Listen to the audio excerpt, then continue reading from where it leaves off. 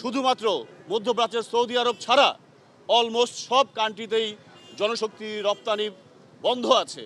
বাংলাদেশের জনশক্তি খাত বাঁচাতে পারলে এই দেশ বাঁচবে। মালয়েশিয়া সহ ইউএই এবং বিশ্বের অন্যান্য দেশ যেগুলোতে জনশক্তি রপ্তানি বন্ধ রয়েছে সেগুলো দ্রুত খোলার পদক্ষেপ গ্রহণ করা।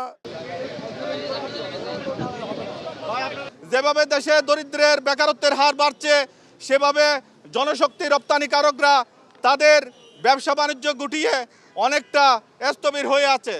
তাই যে সমস্ত বন্ধ শ্রম বাজার আজকে বন্ধ হয়ে আছে, বিশেষ করে মালয়েশিয়া, লিবিয়া, কাতার, বাহরাইন, ওমান এবং ইউএই সহ সকল শ্রম বাজার অতি সত্বর কীভাবে খোলা যায় এবং সরকারের সাথে দ্বিপাক্ষিক আলোচনার মাধ্যমে এবং তাদেরকে দ্রুত পদক্ষেপ নেওয়ার জন্য আজকে বাইরের সদস্যরা এখানে আমরা উপস্থিত হয়েছি।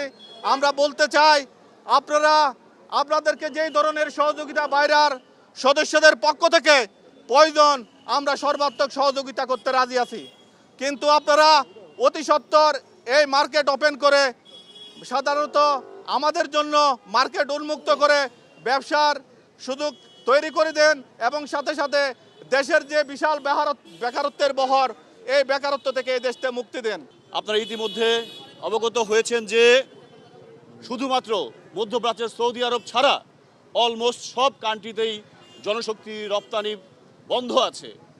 এই অবস্থায় লক্ষ লক্ষ আমাদের সহকর্মী এবং তাদের অফিসের স্টাফদের চাকরি আজ হুমকির মুখে।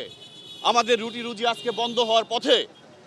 আমরা চাই অনতিবিলম্বে যে সকল দেশগুলি বন্ধ আছে সেই সকল দেশ উন্মুক্ত করার জন্য সরকার যথাযথ পদক্ষেপ গ্রহণ করবেন। আপনারা জানেন আমরা ব্যবসায়িক নেতৃবৃন্দ, আমরা ব্যবসা করি, কিন্তু নীতি নির্ধারণটা সরকার টু সরকার হয়ে থাকে, গভর্নমেন্ট টু গভর্নমেন্ট হয়ে থাকে। এমওইউ বলেন অথবা কন্ট্রাক্ট বলেন, সেটা একটা সরকারের সাথে একটা সরকার করে থাকেন। আমরা আজকে যারা দায়িত্বে আছেন আমাদের ডক্টর আসিফ নজরুল স্যার সহ সচিববৃন্দ, ডিজি মহোদয় সহ যারা আছেন তাদেরকে আমরা বিনীতভাবে অনুরোধ করছি, আপনারা যথাযথ পদক্ষেপ গ্রহণ করে কিভাবে এই সেক্টরকে বাঁচানো যায়, কিভাবে এই বাজার আরও সম্প্রসারিত করা যায়, এই বাজারে কিভাবে আমরা কাজ করতে পারি, অধিক হারে জনশক্তি প্রেরণ করতে পারি, সেই দিকে ওনারা ব্যবস্থা নেবেন।